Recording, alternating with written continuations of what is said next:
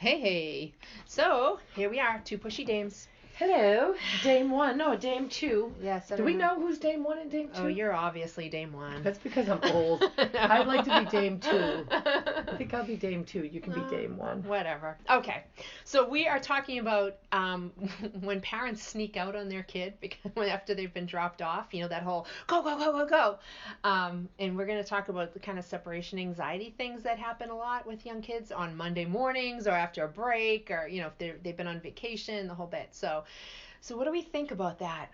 Well, I think one thing to think, like I'm like envisioning moments in my head from when I was in the classroom for all those years thinking about kids and what happened and what I learned not to do more than what I learned to do. Yeah. But it's tricky. Children love and are attached to their parents as they should be. And if you remember your child growth and development stuff and you go back to attachment theory with John Bowlby and Mary Ainsworth, and if you don't remember who they are, look them up. But children get attached to particular people, and that's healthy for their social and emotional development. So then when they come to you and you're trying to take them away from that person that they're so attached to, of course they're going to have kind of a visceral reaction. They're going to be upset. They're going to cry. They're not going to want to leave. And then there are those other kids who are like, see you, Ma, like just throw me out of the car and I'll run in on my own. Oh, yeah. Temperamental styles. We already talked about temperament. Yeah, but slow to warm up kids. Yep. Yeah, they're the ones. They have a hard time. So there'll be a lot of kids clinging to their parents again, especially if they had a vacation, and maybe weren't around the past couple of weeks over the holidays, or like Leanne said, a Monday morning. If they were with dad for the weekend, then all of a sudden they're back with mom, and then they have to get back, to school and leave mom again. It's hard. Or even I know sometimes, and I also know some parents listen to this, or grandparents, with a babysitter or other people, you should never ever sneak out on a child. Do not sneak out. Don't sneak out. There's been times where I've had the parent walk in, the child's having a hard time. We finally get the child away from the parent a little bit, like, oh, come over here, look, I have this cool Play-Doh, come smell it. And they come over, and I looked up, and I'd be like, where the hell did the parent go? What the freak, where'd the parent go? And the kid's like, where's my mom? And you're just like, oh, God, they just snuck out. And I'm feeling left and deserted. Imagine how that child feels. I'm like, geez, you were just here 2 seconds ago. Where'd you go? I think sometimes they think, oh, I'll sneak out now because they're busy and they're happy. But guess what? I don't care if that child is 12 months old. They're gonna. I don't care if they're 5 months old. They can look around and know you're gone, and then they're gonna say, "Oh, great. Yeah. I can't trust them." Exactly. That. What the hell? Is a big trust issue right there. And trust is the most important thing. Here's Eric Erickson now. Go back to your child growth and development books, folks. But Eric Erickson would tell you if a child doesn't learn to trust in those early years and early months, then they're learning mistrust. So they're learning not to trust the adults that they are supposed to rely on. So if teachers conjure up a hurry up and sneak out, or the parent sneaks out on their own accord, that's really bad for that child's social and emotional well-being. Yep. So it might seem easier, but don't do it. Right. And the child will have a harder recovery time if the parent sneaks out versus if you just deal with the child being 100%. sad, says goodbye. Maybe you go over to the window and wave to them when they get into the car, or maybe you bring them over and give them a picture of their family that they can hold on to while they're saying goodbye. There's a lot of little different tools and tricks you can use to help the child with that transition, but to just let the parent or tell the parent just go.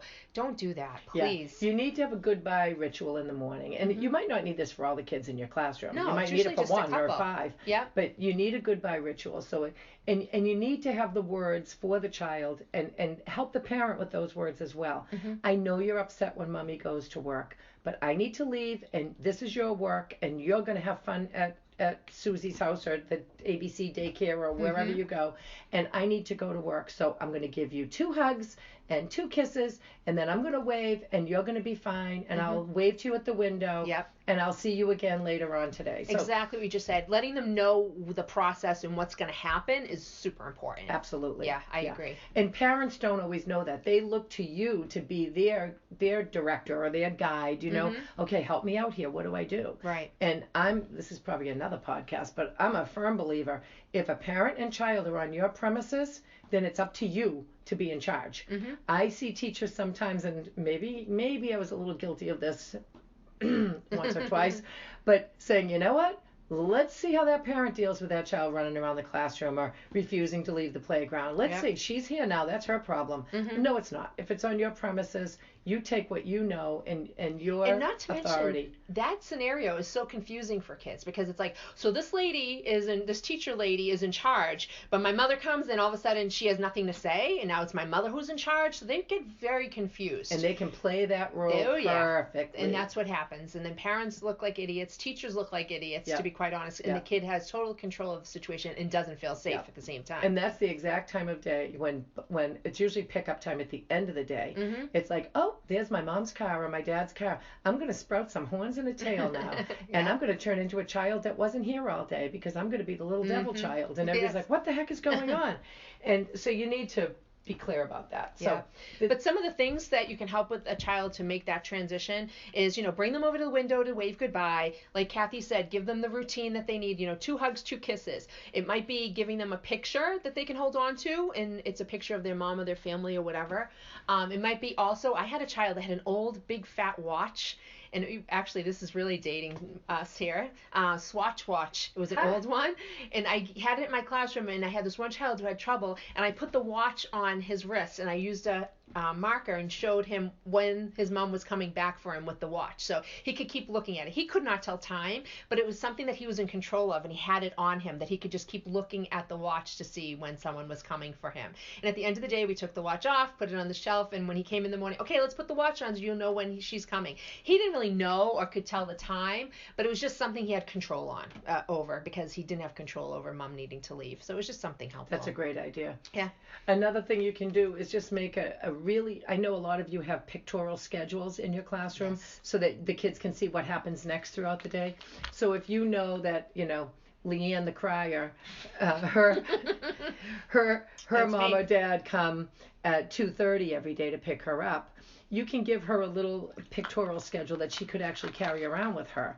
And she can look at it and say, okay, I made it through lunchtime. Now I have to take a nap. Then I'm going to have a snack. And I'm here like pretending I'm flipping cards right now. I don't know what you're flipping. I'm going through my pictorial schedule in my hand. But a little tiny notebook or a little tiny photo album that you can get at the dollar store that kind of show the routine of the day. And then just God forbid there's traffic and mom's late or she's on vacation or something's going on that makes her late, but that can help a child feel more control too, that mom's going to come back. And I want to just point out, because unfortunately I've seen this before, is when a mother or father or caregiver is late and teachers bring it up in front of the child and it's in a negative way, like, oh, she's late again, oh yeah, it'd be nice if she could pick up her kid.